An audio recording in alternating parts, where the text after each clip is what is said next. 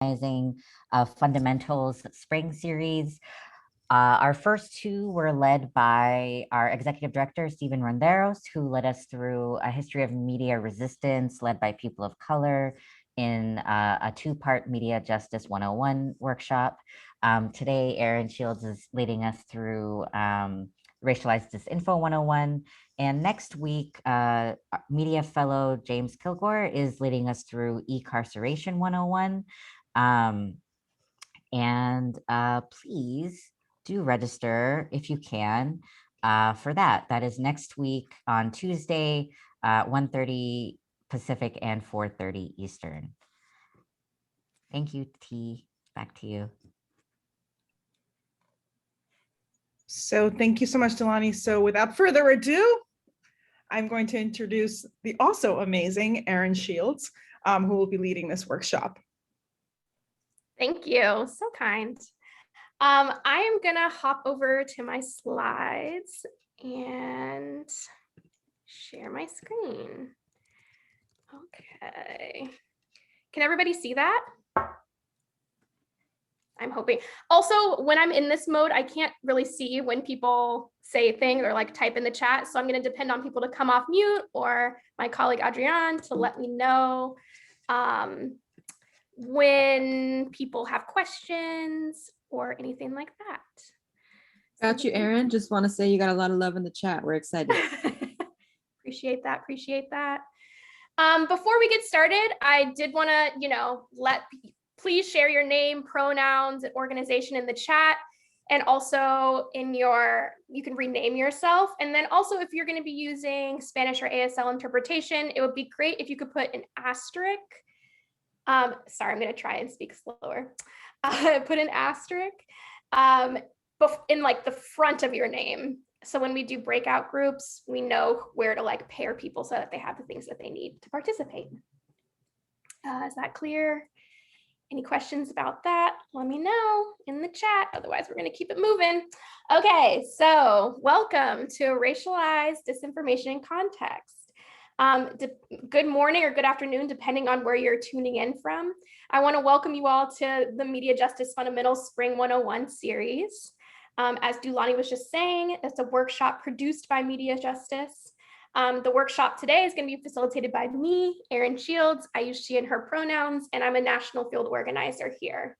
And like Delany was saying, it's a part of a series of workshops that staff are producing this spring. So hope to see you all in future workshops that we have coming up.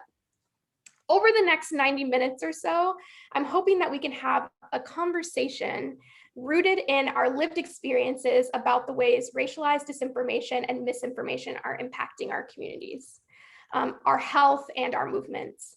We'll start by doing a bit of storytelling with one another, and then we'll drop into a short presentation I prepared about the history of disinformation in this country and how it relates to our disordered information systems. And then we'll have, if we have enough time, hopefully we will, we'll talk through a power map, which I'll describe more later, a power map breaking down the layers of impact at play in disinformation systems. Before I jump in though, I want to talk about who Media Justice is. Put simply, Media Justice is a probably more than 15 years old now, national advocacy and organizing leader for racial, economic, and gender justice in communications, fighting for media control, access, and power for diverse communities. We also have a really wonderful and powerful network called the Media Justice Network. And you just heard from some of the folks who help steer and collaborate with the network frequently. I'm sure a lot of people here today are a part of the network, so that's exciting. But our mission is to boldly advance this racial, economic, and gender justice in the digital age by fighting for just and participatory platforms for expression. We harness community power through our network of more than, I think it's around actually 100 local organizations to claim our right to media and technology that keeps us all connected, represented, and free. So generally, you'll find us fighting for the digital rights of poor people and people of color on most issues where race intersects with technology. And we typically work on issues of equitable access to broadband, platform accountability, surveillance, like dismantling the Iron Fist program, and electronic monitoring and more. And then also before we jump in, I just wanted to give an acknowledgement that I wasn't born knowing all of this. I'm extremely grateful to the researchers like Brandy Collins-Dexter and Dr. Joan Donovan, whose research has helped weave together our understanding and analysis of disinformation, as well as formations like the Disinformation Defense League, which some folks, you should shout yourself out in the chat if you're part of DDL, where partner groups have been really generous with their learning spaces. And of course, to our movement elders and co-conspirators, and our own lived experiences grappling with issues of disinformation. So we're pulling from all of these things when we're building our analysis, and I'm just really grateful that I've been able to be in relationship and learn from a lot of these folks. So let's get started. So I was trained as an organizer by other Black organizers and in the school of Ella Baker organizing. And if you're unfamiliar with Ella Baker, think of like any famous Black male civil rights leader that you know, and Ella Baker trained him most likely. So like MLK, John Lewis, like a lot of these folks. And a couple of years ago, also was like super instrumental in SNCC, which is important. And a couple of years ago, I was actually having dinner with some SNCC elders. And they shared that Miss Baker would often open her meetings with a question. And it's a simple but really telling one, and it's, who are your people? And what she meant by that was, who are you accountable to? Which is a question I think a lot of people who are in, especially in nonprofit spaces, but that's a whole other, we could have a whole other 90-minute session on that. But you know, in nonprofit spaces or movement spaces should always be asking ourselves, who are we doing this work for? Who are we accountable to? Who are our people? So if I was to answer that question, I would say that my people are Black, they're Southern, they're factory workers, they're church folks. I'm not a church folk person, but I was raised in the church for sure. And they're also young Black people in movement spaces, Black women, girls, and non-binary folks. So I would love for us to answer that ourselves. So we're gonna break out into smaller groups and answer that question. Plus, how is disinformation impacting your community and your people? What types of disinformation are you prominently dealing with or seeing? So I'm gonna ask Dee, the lovely Dee, to break us out. Well, let's go for about, it's gonna be tight because we're a little bit behind, but like 8 or 9 minutes. And then we'll come back and share a little bit of what we heard. So Dee, if you could help us get into those breakout groups, that would be great. Sure thing. Let's see, I'm going to open them up and everybody's just going to be automatically whisked away like magic. And if you have any questions, feel free to, there's like a help option at the bottom of the screen. And if you... You're muted. You're muted. 1 second. Oh my gosh, was I think I was muted the whole time, I'm sorry. Okay, so you're gonna be magically whisked away, and then if you did not get a chance to add an asterisk to your name and you need either ASL interpretation or Spanish interpretation, just go ahead and leave the room and come back to the main session, and we can have the mini breakout here for you. All right, here we go.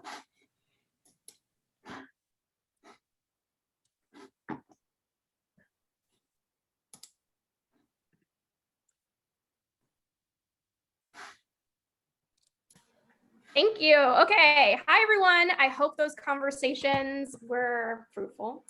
I definitely heard some people getting cut off, so sorry about that, but we do have time limits for these things. I'm going to go ahead and, I mean, unless people like want to offer to come off of mute and share, I was just going to pick on people. But I would love if folks could talk about, you know, sort of what their conversations were like. You know, what types of disinformation are you dealing with? What types of disinformation are you prominently seeing? How is it impacting your community? And we'll take a couple, you know, like 3 or so people to report back and share back. And also feel free to share in the chat too, so that other people can see like who's in the room. Does anybody feel compelled to come off mute?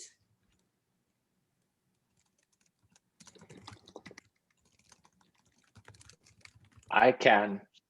Sure. Hello, everyone. My name is Adrian Reina. I live in Seattle, Washington. I'm here with New Currents Collective and the Disinfo Defense League. And I was sharing with Carmen and with Sally that my people are immigrant people. They're Black and brown, and they're workers.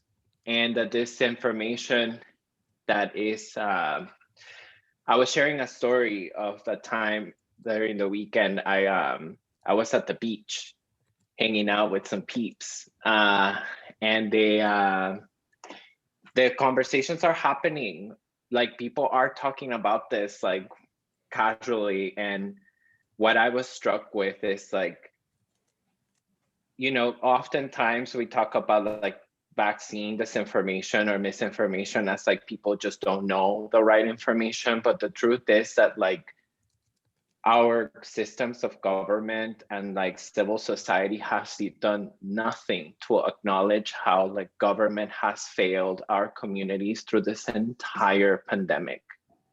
And it's so, it makes me so, it makes me so sad to think that like there are places or folks who are making decisions about the type of communication that people need to get, as if like our people have no sense of rationality.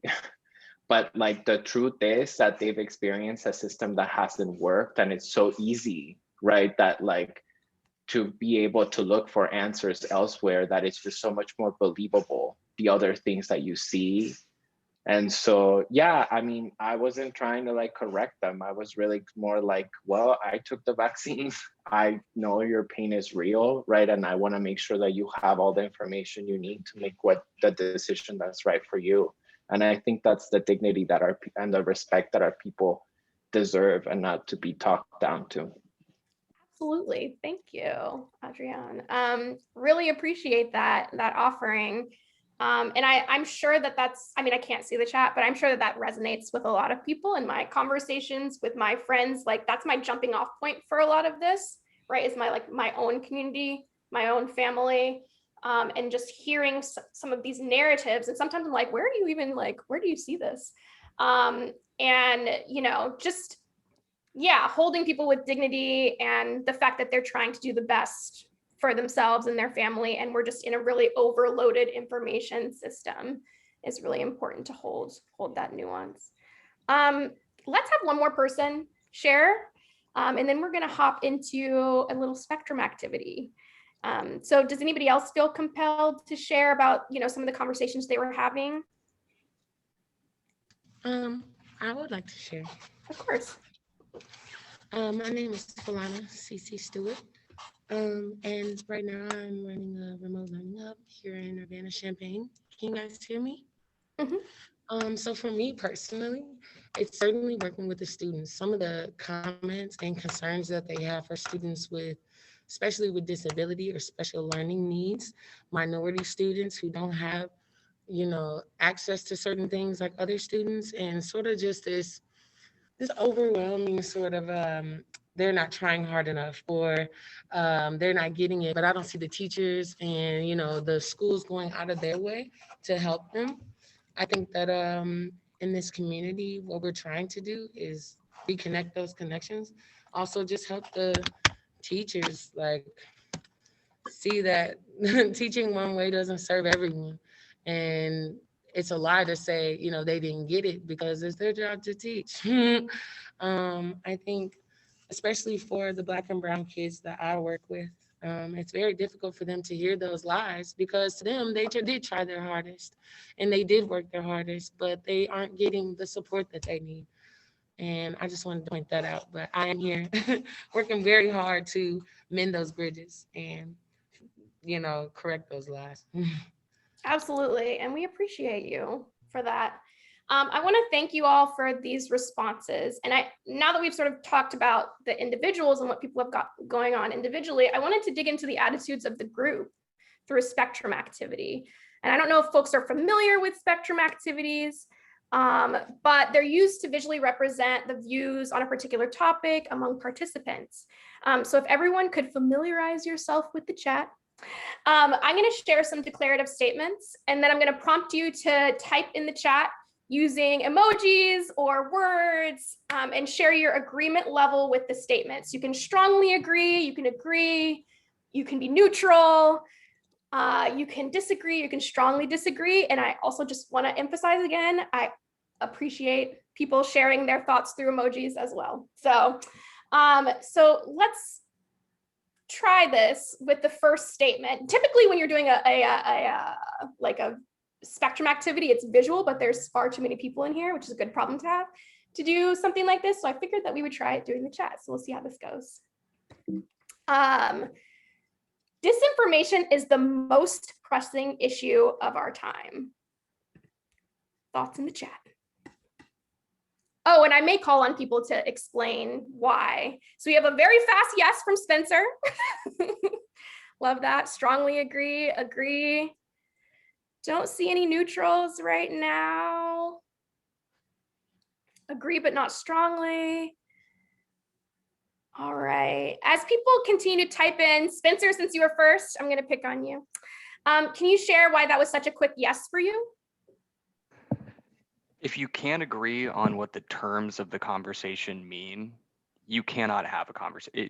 To me, like my background in college, I was a debater and stuff. Like, if you can't agree on the reality in which you are having this conversation and like what the underlying forces at play are and what, you know, these terms and words mean, then you just can't have any sort of meaningful movement. It's like two ships passing in the night. There's no tension, there's no clash, there's no conflict and resolution. It's just people talking past one another.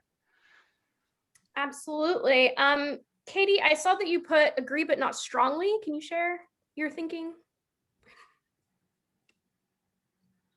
I feel like the prior speaker just like maybe swayed me some more strongly though, because I was like, that's a really good point. But I was just like thinking, you know, that it is a really harmful issue that we absolutely like need to combat. But I was like, there are things that feel like more urgently pressing to people's like immediate physical safety, health, well-being, ability to like survive, that just like felt harder to say like that's like the most important. But then I guess I think the last person just made a really good point that it's like if you can't even like have a conversation about those issues and agree on like what the facts are, then yeah, you can't like ever get anywhere with it if it's like people coming from completely different realities. So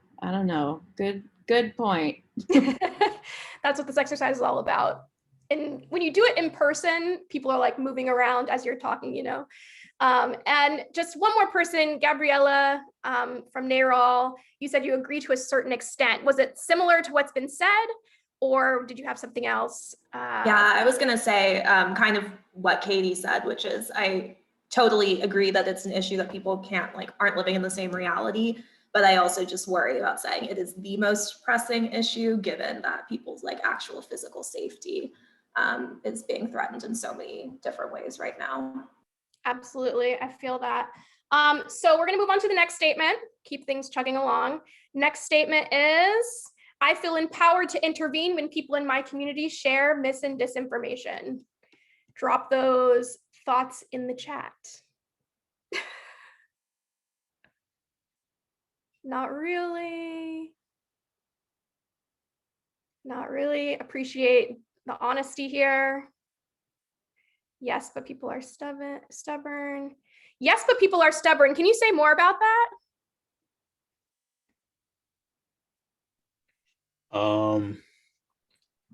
Just that people are very solid in their beliefs and it's hard to change them when through just the conversation. Sometimes people are so easy to stay in their place of belief that they don't want to take another perspective sometimes, and it's hard to convince them when they don't even want to step out of their own beliefs. Yeah, I agree. I feel like I approach like correcting disinformation with my friends and family as like a long-term struggle, right? So it's like part relationship. So you have to have the relationship where you feel like you can intervene and that they'll trust what you're saying. And also that you're respecting that, you know, they're a person and trying their best, et cetera, right? But then also like, I don't want you out here thinking that like vaccines is going to make you a zombie, right? So like we need to like correct some things. Can somebody who strongly agree share their thinking and like some of the stuff that they do? I can pick on somebody, but if you're feeling talkative. I can. Oh, I was going to call on you. That's great. It's a vibe. Some of the things that I have definitely, I grew up in the South in Georgia. So a lot of my, you know, cousins and family members, they kind of spread disinformation on their like social media profiles, or they'll come to me about certain things and spread like rhetoric that can somehow or in some way be hateful. Like, so for example, when Zaya Wade came out as trans, a lot of people in my family were saying, well, you know, children shouldn't be able to do this and do that, have sex changes and things in that nature. And I was telling them that they literally cannot, it's illegal. And then I tried to explain to them how hormone blockers can be reversed and things like that. Like it's, you know, somehow, it's somebody trying to come to terms and figure out their identity, and we should be supporting them because literally these years are so fundamental in growth. So things like that. I always post things on my Instagram, trying to inform people. Now it's more with the vaccine, because we're getting a lot of people, especially in my community, that do not want to take the vaccine, who are spreading certain rhetoric that can be hurtful, especially because COVID is killing Black and brown people disproportionately. So just trying to get people like, no, it's not true. Please don't say that on your page where a whole bunch of people follow you. So that's, I always intervene because it can always hurt somebody, and I'm not a big fan. I'm not a fan of that. So yeah. Absolutely. And what you brought up actually made me think, because like both my parents are from the South, Kentucky and Georgia, but in Southern places, and I guess in Black and brown communities broadly, like elders are afforded a certain level of respect. And so it can be very difficult to sort of like broach these topics in a way that's respectful, but also you don't want, you know, to be spreading to other like, you know, community members that could potentially, you know, have you make a decision that impacts your health or your ability to participate in elections or anything like that, right? So it just made me think a lot about that, because I definitely had to get my grandmother together on some of this, but I had to approach it in a very respectful and like tiptoe manner. Okay, so there is one more, but I don't think we have time to get to it, but I do want to show it to you.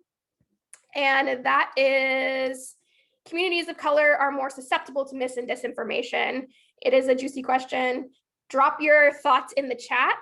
107%, great. So drop your thoughts in the chat. Feel free to, you know, argue and debate there. But we're gonna have to move on, unfortunately. So, all right, so we're gonna dig right into the meat of the content today, which is a presentation on misinformation, disinformation, and specifically racialized disinformation. And so I wanted to start by talking about what our stake is in this.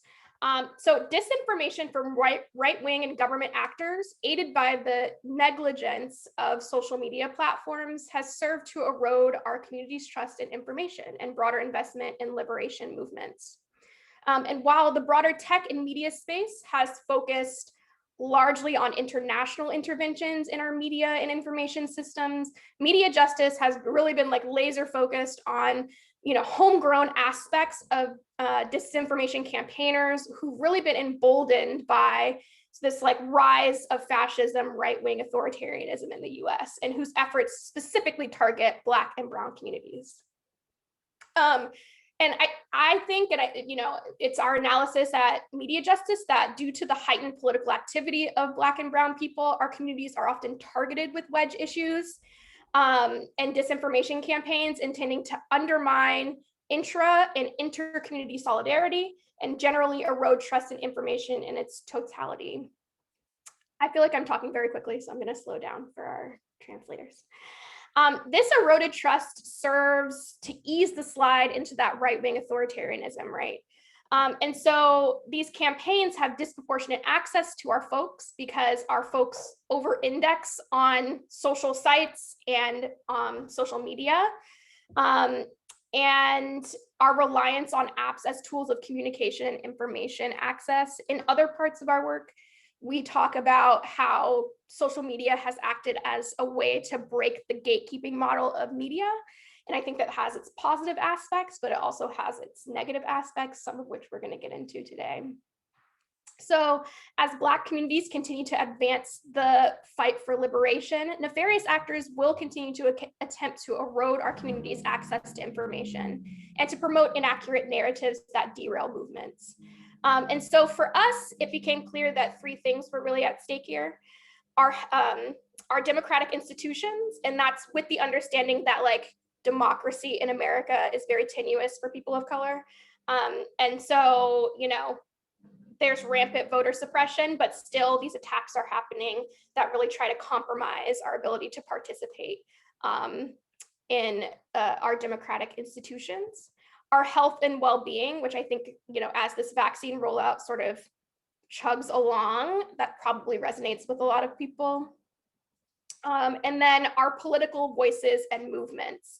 And I see that as distinct from like this more democratic establishment, but more the movements that really have been pushing back against right-wing authoritarianism. And I think it's the view of MediaJustice that our freedom movements are the largest organized defense in the United States from a slide into that right-wing authoritarianism. And so that's why they're attacked and undermined so often. And then also all of this is like swirling, colliding with each other and impacting. So we really took an interest in like resourcing our members around this and really taking on disinformation as like an issue area. So with that being said, I want to make sure that we're all talking about the same thing when we're discussing misinformation and disinformation and racialized disinformation. So can anybody tell me what misinformation is? And please don't be shy. Come on off of mute and just share your thoughts on what misinfo is to you.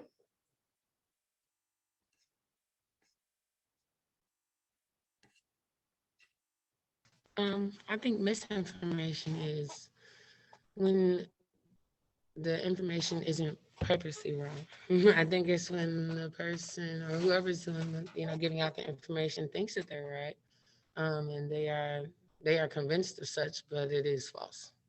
Right. Information whose inaccuracy is unintentional and spread unknowingly. How about disinformation?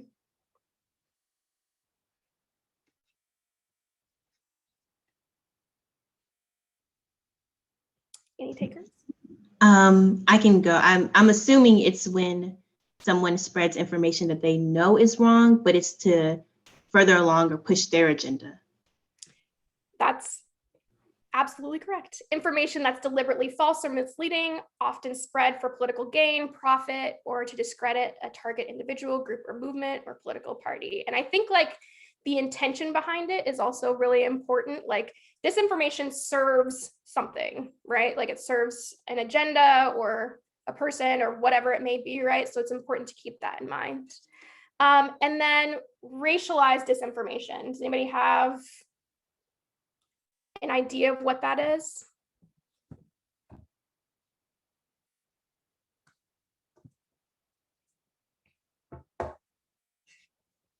You can take a swing even if you don't think it's like, you know, the perfect thing. Yeah, I was like, I'm not sure exactly what the definition is going to say, but certainly targeted towards a certain race, you know, to sway them, to confuse them as a whole, and to get some sort of result out of it, you know, some sort of confusion, or even so to keep them in the dark, you know what I mean, to keep them from gaining that knowledge about the truth of the matter. So Absolutely. It's just targeted to that race. Yeah, extremely targeted. So racialized disinformation campaigns employ the strategic use of falsified race or ethnic identities, or focus on race as a wedge issue. And so some of you all might be familiar with the term like digital blackface or when people are like pretending to be Black. That happens a lot on Twitter, but I guess on other social media platforms, but when people are pretending to be Black and they're doing it to like confer authority or to like, you know, slide into communities to sow discord. Sometimes it's just to like monitor things, very creepy. But these types of things are racialized disinformation. Any questions about any of these things? And also like, again, I can't see the like, you know, everything. So feel free to like come off of mute if you have questions, but any questions here before I keep us moving along? This is Adriana. I just want to highlight that Juanita shared that racialized disinformation and the way that we're talking about it is to create trust within those communities. Can you say more,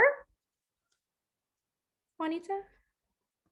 Yeah, I was specifically when you were trying to say like, why do people pretend to be Black on social media, right? The idea is that they will create trust and people will just absorb that disinformation without really questioning, assuming like this person is a part of my community. Absolutely.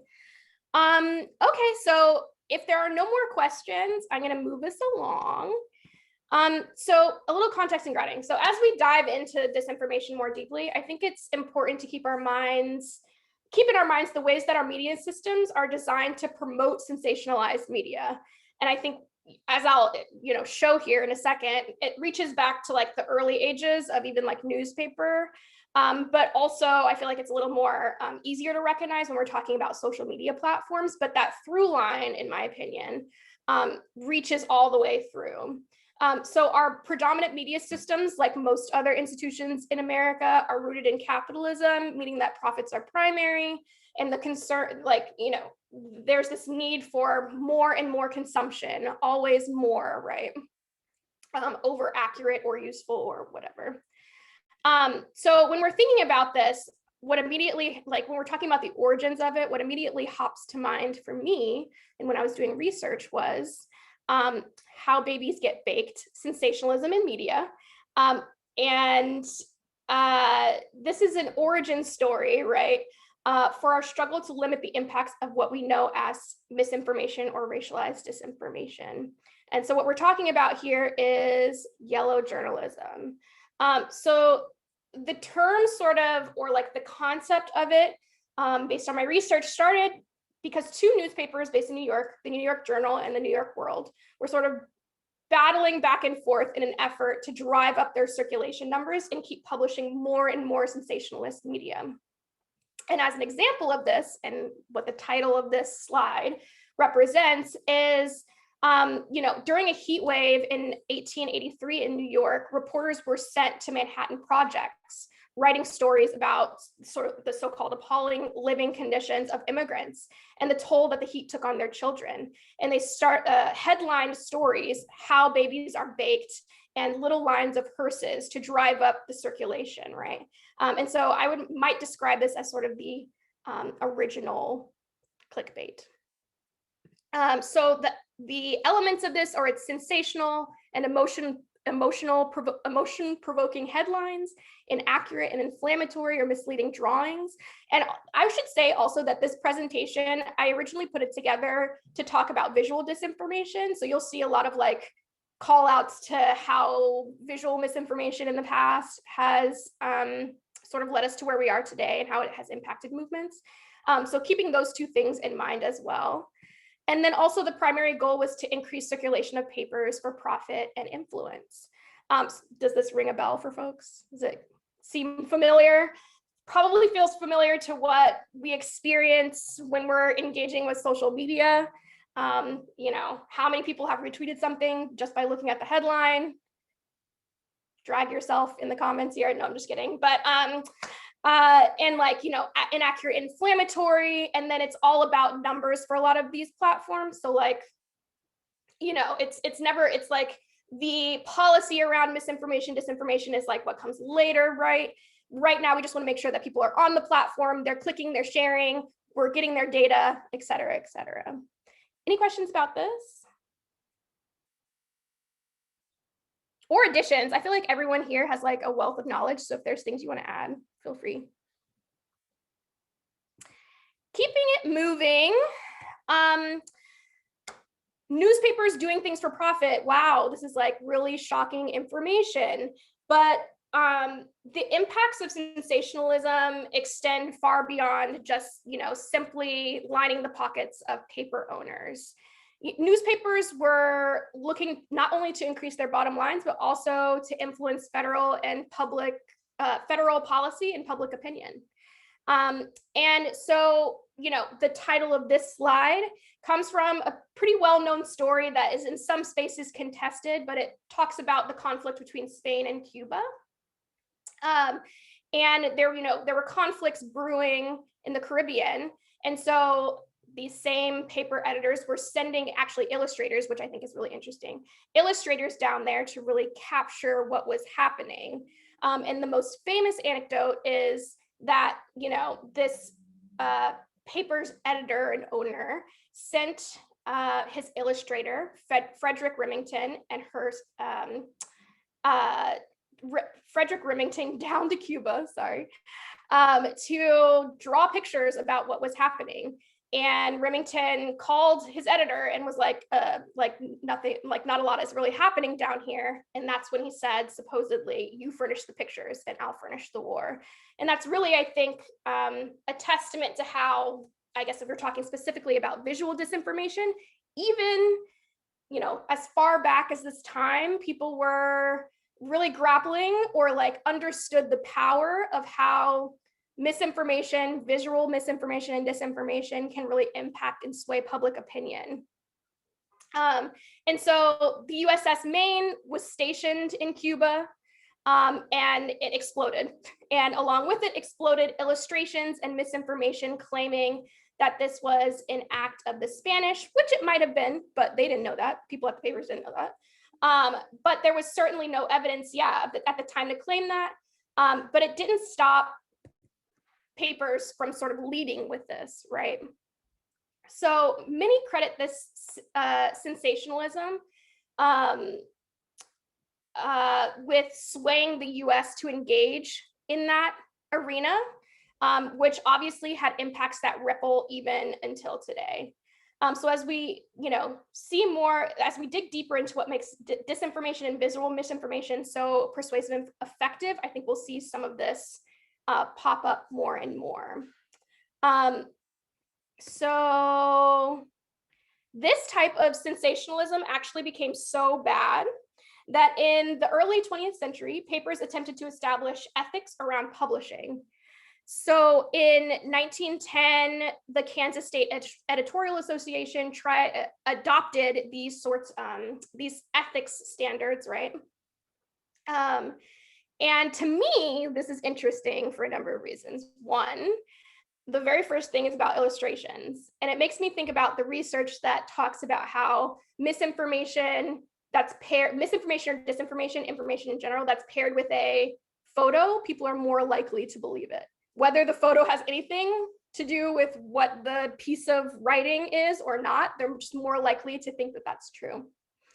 And then also this like point number 3 here, or actually, well, all these points are really interesting to me, but the fake interviews and also the issuance of fake news dispatches that influence stock quotations, elections, like they were calling this out, in the early 1900s, the power of words, the power of misinformation, and, trying to grapple with how to, manage the impacts from this. So I'll pause there before we zoom forward 60 years. Any questions about any of this? I can't see, so let me check the chat really quick. We have Delany sharing that the perception of photos as evidence makes sense. I wanted to share a quick thing, which is to show just how deep the disinformation goes. It's been about 50 years now, and it's still not in history books. The last investigation done on the explosion on the Maine said it was almost entirely certainly an internal explosion. But we are still not taught that in school. When I went to school, in 80s and the 90s, I was still taught, oh, Spain could have done it. Yeah. As I was doing research on this, I saw that as well.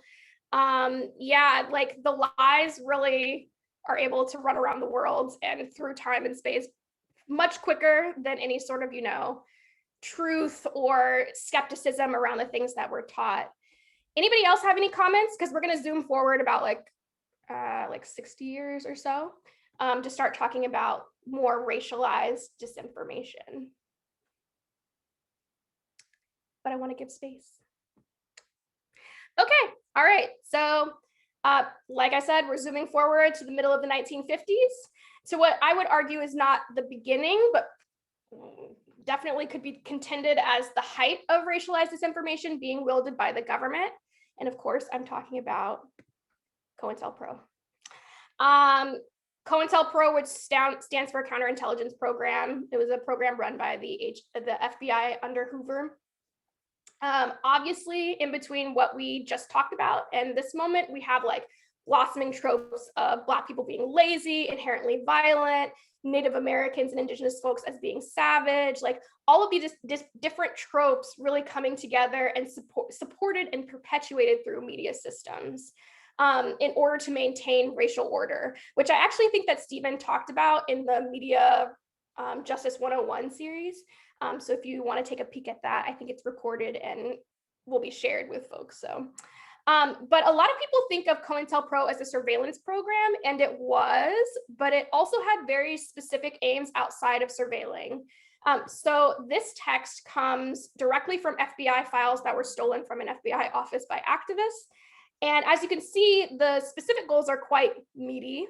I'm not going to read all of them to you. But you can distill the graphic into 5 main thrusts of the program: preventing coalition, stopping the rise of a quote unquote messiah, preventing quote unquote violence. And, keep in mind that the state has a monopoly on violence and what is considered like appropriate violence, right? Destroying respectability and preventing the growth of organizations. They were particularly bothered by MLK and Stokely Carmichael or Kwame Ture. And they also mentioned specifically Elijah Muhammad, who is the leader of the Nation of Islam, but they discounted him because he was older, which is like spicy. Remember that, yeah, so, you can see, you can actually also see a fictionalized J. Edgar Hoover talking about these goals. In Judas and the Black Messiah. I don't know if people caught that, but there's a scene where he's in like an auditorium and he's sort of like going through what they're trying to do to the Black Panthers. And they sort of talk through all of these things. The two that are specifically interesting to me, and I think could be interesting to you based on disinformation, was preventing coalition and destroying respectability. So they really used misinformation and disinformation to drive these 2 points. And I'll show you some examples of that as we continue. So Cointelpro, or the FBI, had a number of methods to achieve these goals. They used infiltration, legal system, harassment, undermining public opinion. Again, a lot of times that happened through mis and disinformation, specifically racialized mis and disinformation. It became undermining public opinion became the driving force of these campaigns to derail these freedom movements. They were really trying to stop coalitions between a number of these different groups. So like everything from, they used everything from forged correspondence, straight up false media stories, deceitful leaflets, bogus documentaries, entirely fake newspapers, in order to spread disinformation so that groups wouldn't collaborate or they would be disorganized in their work. So some specific things. So SCLC, the Southern Christian Leadership Conference, if you all aren't familiar, that's the organizing group that MLK Jr. actually came out of. And they were, planting disinformation stories about the SCLC, which is actually quite reformist and not even radical in the sense of like the Panthers or the Students for a Democratic Society. I should also say, for folks who don't know, Cointelpro, like this was one of their arms, was like derailing the Black freedom movement, but they were also going after like student movement, anti-war. They were disrupting Puerto Rican independence, like all these different sort of movements, basically have many arms to it. They would put news articles and editorials written to discredit the Puerto Rican independence movement via their sex lives and finances. They would use something called malinformation. They would take information that was potentially true and use it in ways to discredit these leaders, or try to pull people away and demobilize people from these movements. And they would also attack the reputations of prominent white supporters. I'm going to do a quick content warning here that I'm going to talk about self-harm just really quickly to sort of highlight the extent to which disinformation disrupts and can actually harm people in real life. When I move away from this slide is when I'll stop talking about it, so you can mute me if that bothers you. But just wanted to quickly talk about Jean Seberg, who was an American actress who supported the Black Panther Party. And Black Panther Party wasn't her only like patronage. She also supported other causes like NAACP and also Native American groups fighting for sovereignty. The FBI created false stories about the child that Seberg was carrying, said it wasn't fathered by her husband, but instead a Black Panther. And the story was actually they fed the story to the LA Times, and the LA Times and Newsweek ran the story, explicitly naming her. And she attempted to take her own life, leading to the loss of her pregnancy. And every year on the anniversary of the loss of her pregnancy, she would continue to attempt to take her own life until she was eventually successful. And like I said, like these are not, it's not like these are like one-off things. Like this is the type of business that the FBI was engaging in, right? To try to peel away supporters from Black freedom movements. Hey, Erin? Yes. Sorry to interrupt. The interpreters have asked if you could slow down just a teeny bit. Yes, I'm sorry. I apologize. I like speed talk when I'm presenting. Sorry about that. Yeah, no worries. Let me pause here. Any questions about this?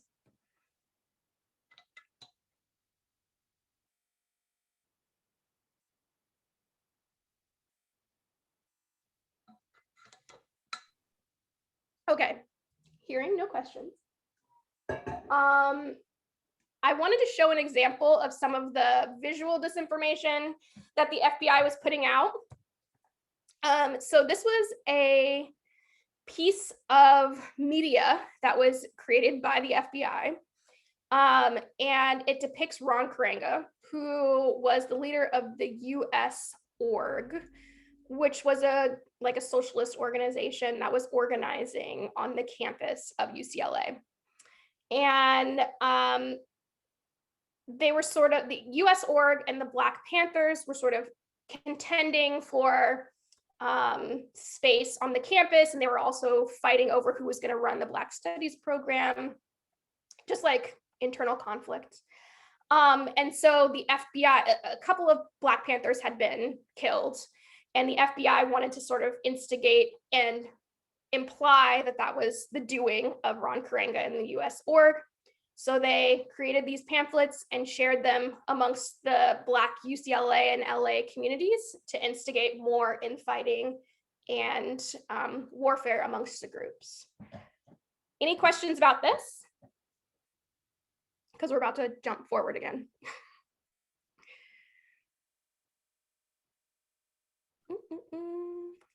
Not hearing anything, so I'm just going to keep going.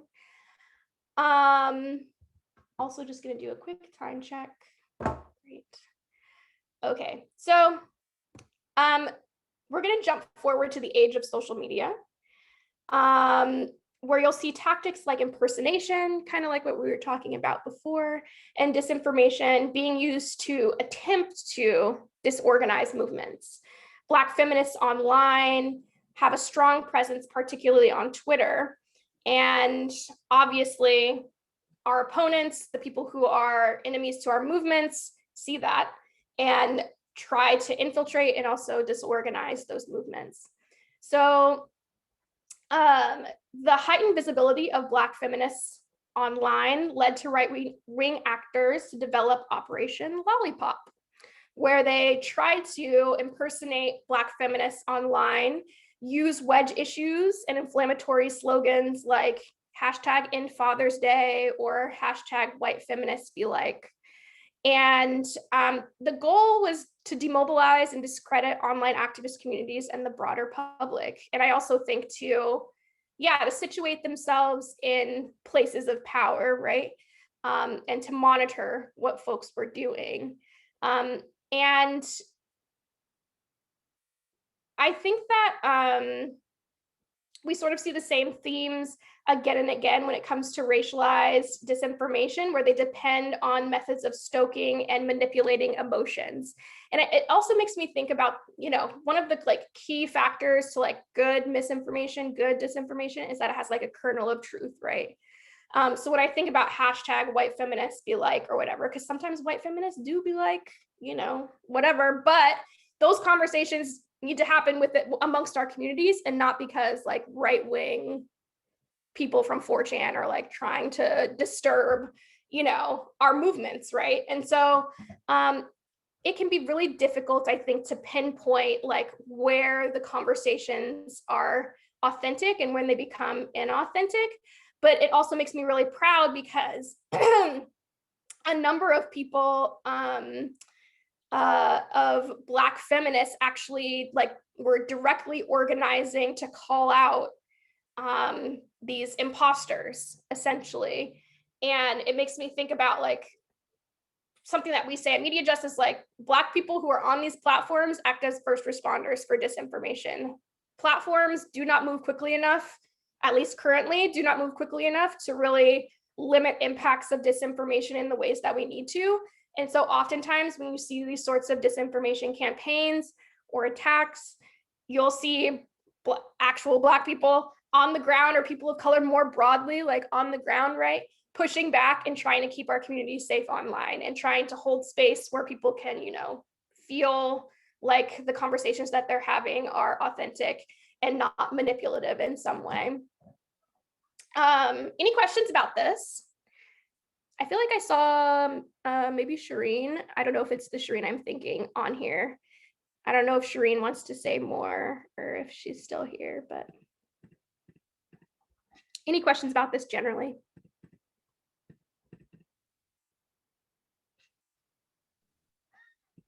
No questions in the chat. Okay, great. So then we'll go to a quick case study. About Blacksit. And I got this case study. Harvard has this really great website on media manipulation where they have a ton of case studies and sort of break down the different components to this. One that I thought was interesting was Blacksit, which is different from Blacksit, but they sort of intertwine and collided with each other in this particular instance. So over the course of 3 years, it's similar to your slip was showing. But over the course of 3 years, a mix of pranksters and right-wing extremists launched an impersonation campaign to muddy the waters of organic Black Twitter hashtag that was talking about, it was essentially just a cultural ha-ha moment where people were talking about if Trump gets elected, we're gonna leave, we're gonna institute a Blacksit and leave, essentially. And it was it was absolutely co-opted by these right-wing actors they did a lot of things to fundraise. They propped up their own websites. They propped up, they made branding for it. And these are just people on 4chan who are just trying to really infiltrate, disorganize, make people feel unsafe online, right? The first organic use of Blacksit was actually, it was a blog post from this Black guy who was if we're leaving, here are the things we're taking with us. We're taking Beyonce, we're taking, I don't know, other Black, cookouts, I'm trying to think other Black things that we would take with us, right? But they saw an opportunity to sort of, I think, exercise and practice this idea of digital blackface. and of trying to sort of manipulate people who were engaging in the content. I believe they actually like put out their own, like they would put out their own stuff on Twitter and Instagram and try to get people to engage with it. And again, I love us, but Black people were savvy and like peeped what was going on and really tried not to engage with sort of these like fake Trojan horse type of accounts. So yeah, like I said, social media users did identify that the campaign was being manipulated. One notable example was BLMDC's Twitter account. They quickly shut down attempts to retweet fake Blaxit content, and it recognized that they were being targeted and accurately assessed the campaign participants as trolls and pranksters. So I like to include this in here as just like, you know, sometimes the issue isn't necessarily high stakes, but it is, you know, all of these attempts, I think, chip away at like what I was talking about earlier, like our trust in information in its totality, our ability to communicate and commune with one another online, which has been so important for our movements the last 10 years or so, since since people started getting online in heavy numbers. And so I really wanted to share this as a possible like jumping off point for how we assess these sorts of tactics. And I really encourage people to go to the media manipulation casebook that Dr. Joan Donovan and Harvard put together and worked a lot on. So I'm very behind in the timing, but I want to pause and again share my acknowledgements here. The Ron Karanga graphic is from the Freedom Archives. I got a lot of information from the Center for Study of Political Graphics, and of course, First Draft for their analysis around disinformation and also their definitions. Any questions about this?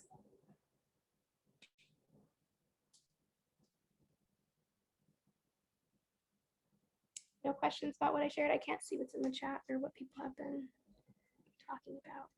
No, we have Delany talking about the speed of racialized info and the social media age is hard, fears of taking Beyonce, and a quote from Toni Morrison, the very serious function of racism is distraction.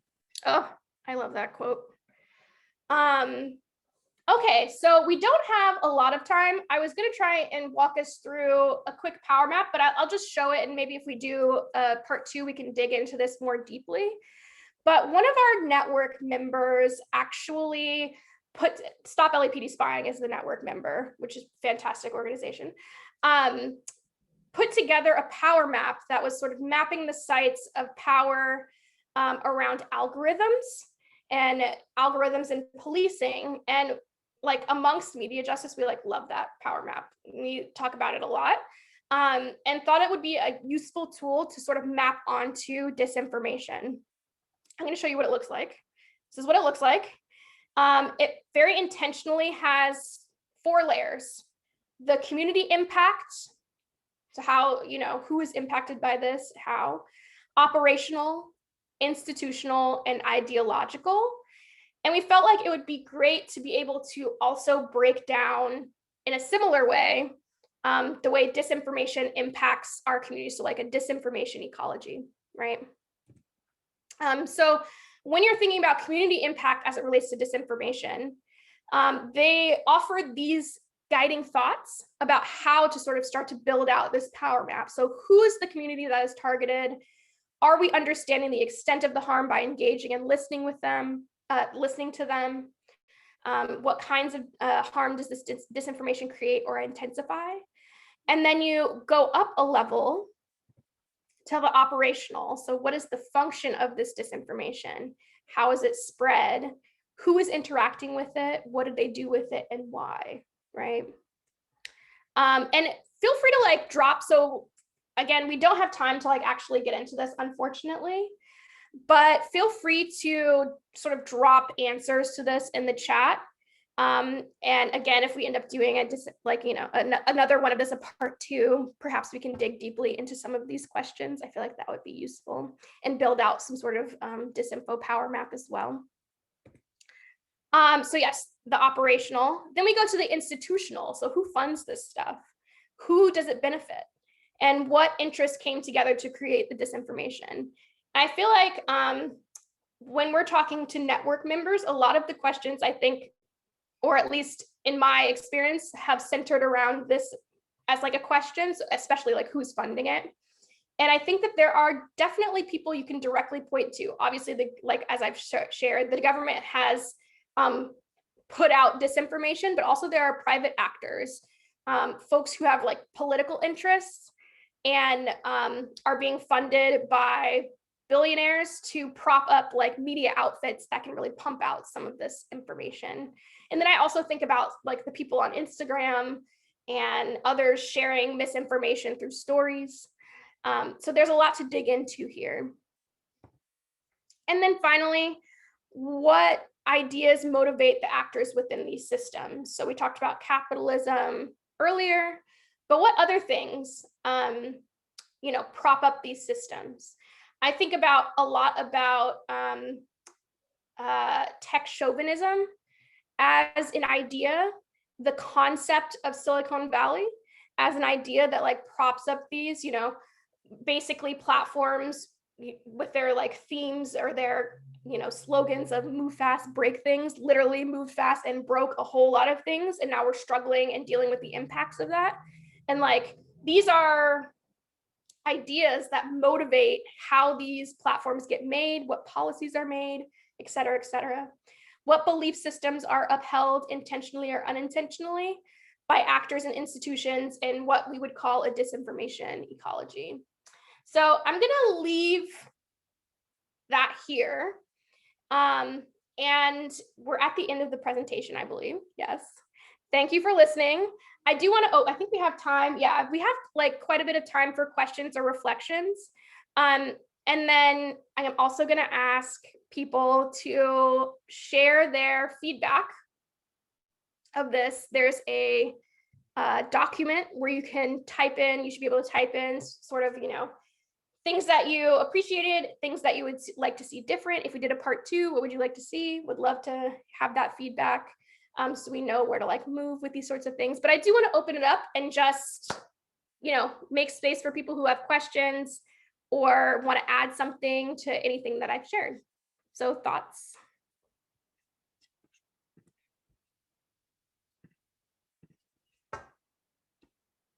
In the chat, we got a big thank you so much from Benjamin Stone. Gabriela, this was great. Thanks so much, Erin. And MediaJustice. Shireen, thank you so much. This is really great, y'all. Super informative. Thank you. Can we drop that? Oh, thank you. Can we drop that? Yeah, thank you so much, Delany. If you could just pop in there and like leave your thoughts. Thank you, Zoe. Yeah, and if we could answer that question, that would be great too. Where will we be able to watch this again? I don't actually know. Teresa or Delany or Adrienne?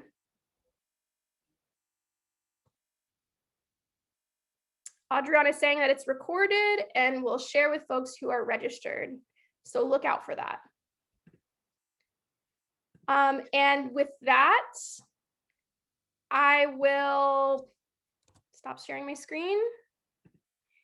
And I guess I'll pass it back to Teresa. Do you want to close us out? I don't know how you all typically end these things, but I do know that we have another one coming up next week that's on electronic monitoring. So I don't know if folks want to say more about that, but.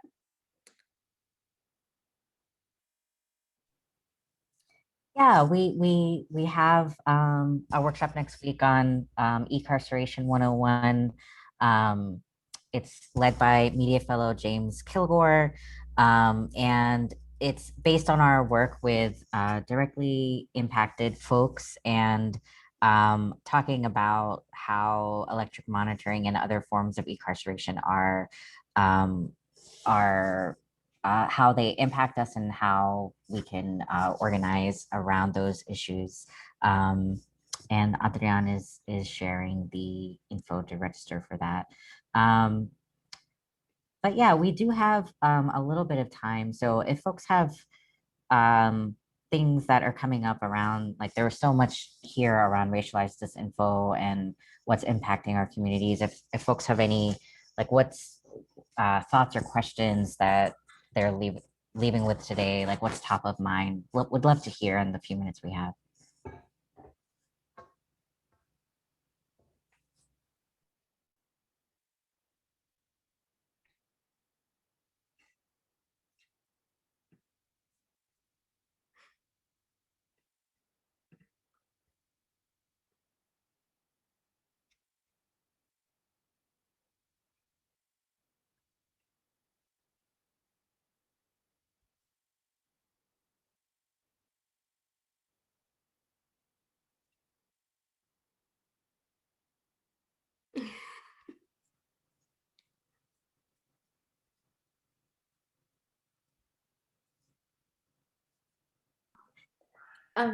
I don't really have a question, but I have a comment, which I really appreciated the second part as well of your training, where we talked about like the power mapping or the different levels of questionings that we should have.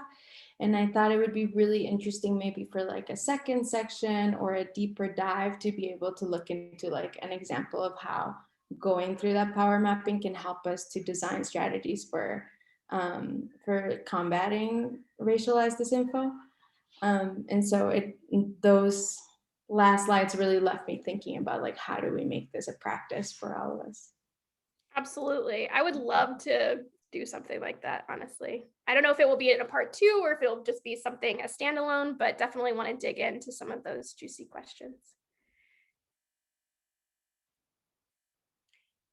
And I think Delany dropped the link earlier. I'm going to try and find it for the free. It's a collaboration between Stop LAPD Spying. Let's see if this allows me to do it. Yes, it did.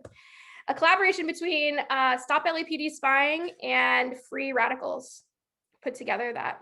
And if you dig into the blog post they have, it's like so much information. And I just really felt like it could map on perfectly to something like this. All right. Yeah, thank you, Juanita. That's super helpful. Yeah, I mean, the power mapping, there's so many, it's like, it's so systemic the way that disinformation is being put out on all these different levels. And then it almost like gives us a way to think about all the different levels on which we want to be organizing to confront disinformation.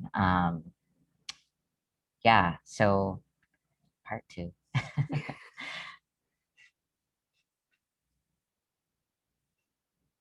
All right, should we close out? Yeah, sounds good. And feel free, we'll keep that link going. It's a Google Doc, so you can continue to add feedback in there. And yeah, thank you everyone for joining. Thank you. Appreciated sharing space with you all.